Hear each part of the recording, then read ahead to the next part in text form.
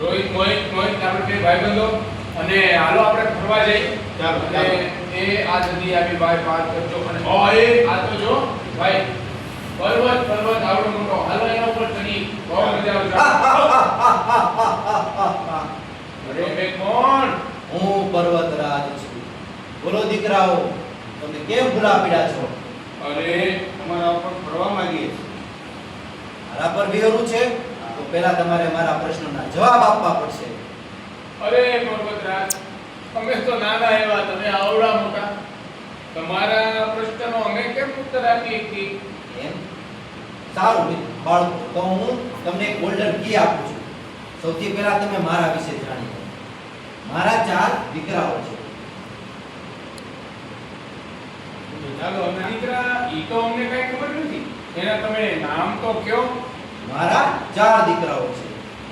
એક દીકરાનું નામ છે ગેડ પર્વત, બીજા દીકરાનું નામ છે ખંડ પર્વત, મારા ત્રીજા દીકરાનું નામ છે જ્વાળામુખી પર્વત અને મારા ચોથા દીકરાનું નામ છે અવશિષ્ટ પર્વત. તમે તેની પાસે જાઓ અને તેની માહિતી મેળવી આવો. જો આજ્ઞા, ચાલો અમે જઈએ. પેલા ભાઈ, આ તો એમનો દીકરો જ લાગે છે. હા, તમે પર્વતરાજના દીકરા છો? હા હા ભાઈ હા, પર્વતરાજનો હું સૌથી મોટો પુત્ર એટલે ગેડ પર્વત. આપણે ગેડ પર્વત કહીએ એટલે તમને એમ થાય કે કેવી હશે, પણ આપણે કંઈક પથાણા પાથર્યા હોય, કાગળિયા ગળી ગયેલા હોય તો તમે જુઓ ને આમ ઘડ પડી ગયેલી હોય. ગેડ એટલે ઘડ.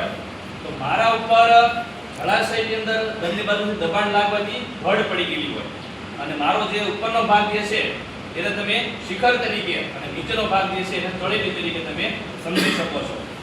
વિશ્વની અંદર મારી રચના તમે જો તો એશિયાની અંદર હું હિમાલયમાં, યુરોપની અંદર આલ્પ્સ પર્વતની અંદર, પછી ઉત્તર અમેરિકાની અંદર રોકીઝ, દક્ષિણ અમેરિકામાં હું એન્ડીઝની પર્વતમાળા તરીકે બિરાજમાન છું. ઓળખો મને હવે તમે? હા, ગેડ પર્વત. તમે સૌથી મોટા દીકરા પર્વતરાજના. હા, આઈટી મધ્ય નાનો છું. તમને મળીને ખૂબ આનંદ થયો. અને પર્વતરાજે એવું કીધું છે કે મારે તો 4 દીકરા છે. તો હજી એક દીકરાને પાછા અમે. આ મારો ભાઈ સામે દાંત કાઢે છે. પ્રણામ પર્વતરાજ. તમારું નામ તો? દોસ્તો, તમે મને ઓળખવા માંગો છો? લેવો પહેલા માઇકમાં લેવો. આવી જાઓ, આપો તો આવી જાઓ. હું પર્વતરાજનો બીજા નંબરનો દીકરો ખંડ પર્વત. ખંડ પર્વત. ઓળખ્યો ને હવે? હા. ઉતરી ગયું મગજમાં? અમે જો લોકખંડ સાંભળ્યું તો, વાહ, શ્રીખંડ સાંભળ્યું તો, પણ ખંડ નહોતું. આ ખંડ પર્વત એટલે કે આંતરિક ભૂગર્ભિક જે પ્રક્રિયા છે બળ, એના કારણે છે એ ફાટ ખીણો જેવો જે જમીન વિસ્તાર છે જોવા મળે છે. બાળકોને તો ખૂબ પ્રિય છે. ખાટા અને ખરબૂજનું. એને પ્રિય. તો આ ખંડ પર્વત છે એ તો વિશ્વનો સૌથી મોટામાં મોટો પર્વત હોય તો જર્મનીનો હોર્સ પર્વત. એ દેશનો? જર્મની. હા, આ સિવાય પણ ખંડ પર્વતને જે આપણા ભારતમાં જોઈએ તો વિંધ્યાચલ છે, સાતપુડાની પર્વતમાળા છે, નીલગિરીની પર્વતમાળા છે. આ પર્વતમાળામાં પણ હું પથરાયેલો છું. ત્રીજું મગજમાં મળવું છે જીજાભાઈ ને કે નહીં? ને મળવું. આગળ વધો હાલો. મળવું છે ને?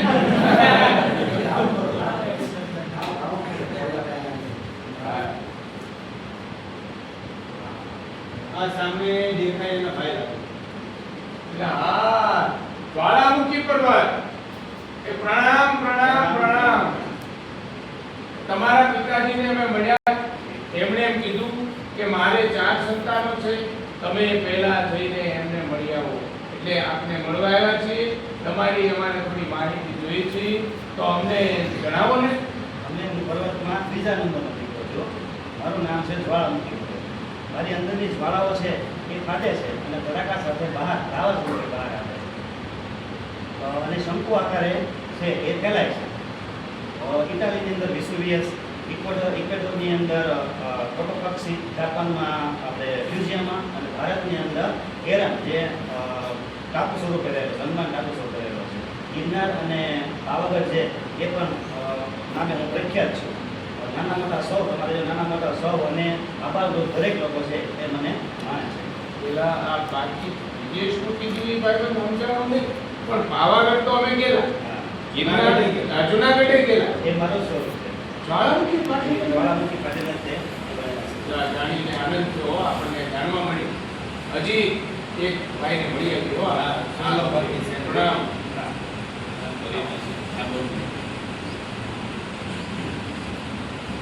આપણે કોને મળ્યા? જ્વાળામુખી. એની પહેલા એની પહેલા ગેડને મળ્યા. એક ભાઈ છે. આવો આવો બાળકો આવો. પહાડનો છેલ્લો અને ચોથો પુત્ર અવશિષ્ટ પર્વત છું.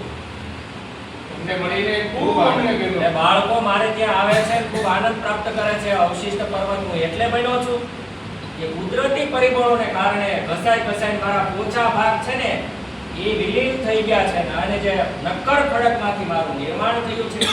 દાખલા તરીકે વિશ્વની સૌથી જૂની અરવલ્લીની પર્વતમાળા એ મારું સ્વરૂપ છે. નીલગિરીની પર્વતમાળા મારું સ્વરૂપ છે. પારસનાથ એ પણ મારું સ્વરૂપ છે. આ બધા અવશિષ્ટ પર્વતના મારા ઉદાહરણો છે. બાળકો મારે ત્યાં આવે છે અને ખૂબ આનંદ કરે છે. તમે પણ આવો અને આનંદ કરી શકો છો. મારું નામ અવશિષ્ટ પર્વત છે. તમને મળીને ખુશી થઈ નહીં? ખૂબ આનંદ. ચારે ચાર તમારા ભાઈ અને તમારા બાપુજીને હજી હવે મળવા જવાના તમારે કાંઈ કહેવડાવવું છે? બસ એને કહેજો બધા મજામાં છે. આજે હવે સમાચાર.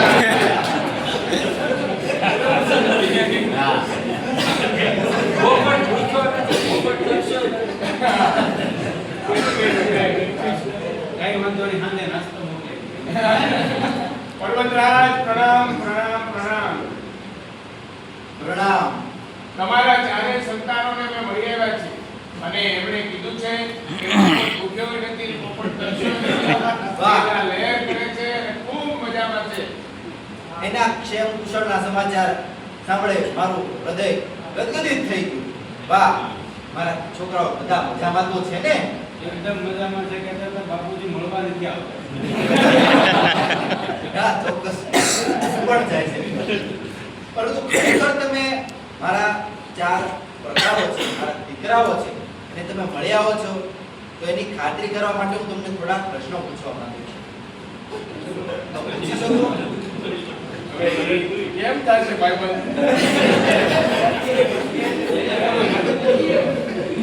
ભાઈ રોહિત અને મોહિત, હા. હું એ જાણવા માંગુ છું કે મારો પહેલો દીકરો ગેડ પર, તો એનું નામ ગેડ શા માટે પડ્યું?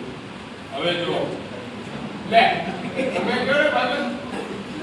ઓલું તરસની વાળી વાત કરતો હતો. હા, જો એમાં એમ છે કે સમુદ્રના તળિયે કે જળાશયના તળિયે બધો નિક્ષેપ છે ને એકસો એકત્ર થાય અને આજુબાજુનું જે દબાણ આવે એટલે આ બધી કરચલી અને ગેડ ઉત્પન્ન થાય અને એના કારણે જે પર્વત બને એને આમ ગેડ પર્વત કહેવાય. અહીંયા કેમ આપણે ગેડ પડી, ઊંચો ભાગ નીચો ભાગ, આ ગેડ પર્વત છે.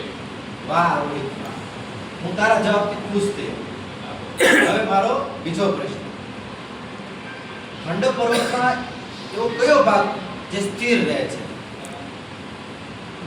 ખંડ પર્વત જે છે એમાં આજુબાજુનો ભાગ બેસી જાય અને વચ્ચેનો ભાગ જે છે એ સ્થિર રહે, એને ખંડ પર્વત લાગે છે. હા. સરસ સરસ, ખૂબ સરસ.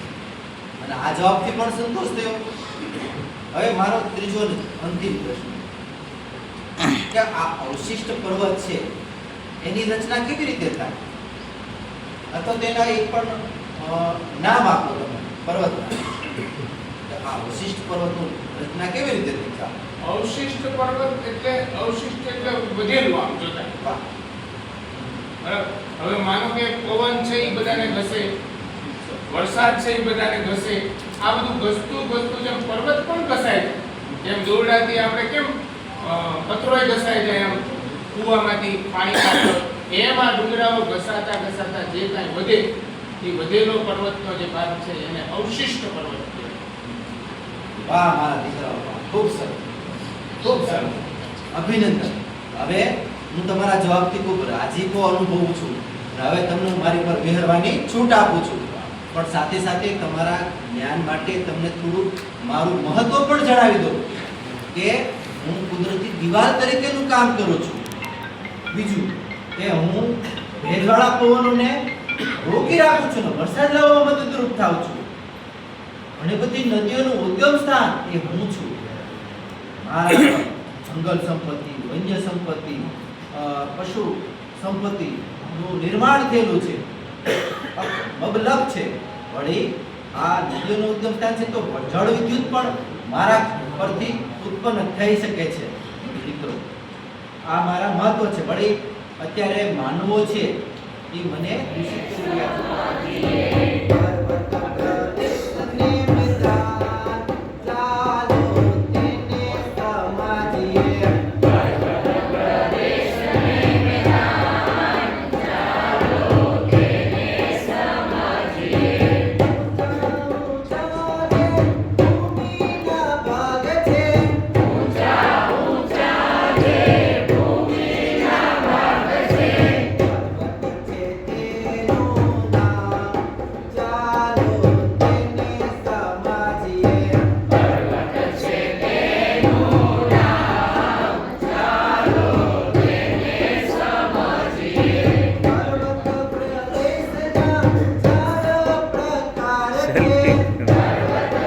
મારો જ આવશે.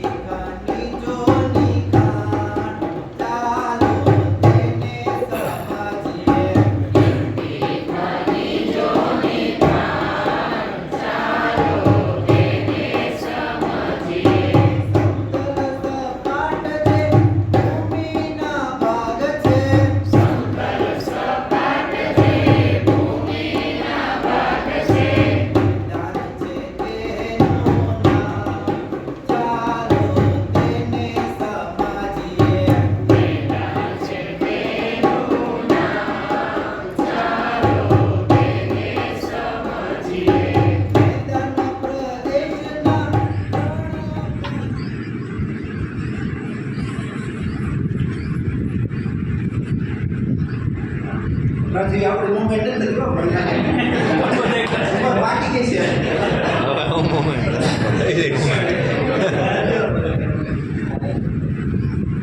આપણે દરેક બેને પ્રોસેસ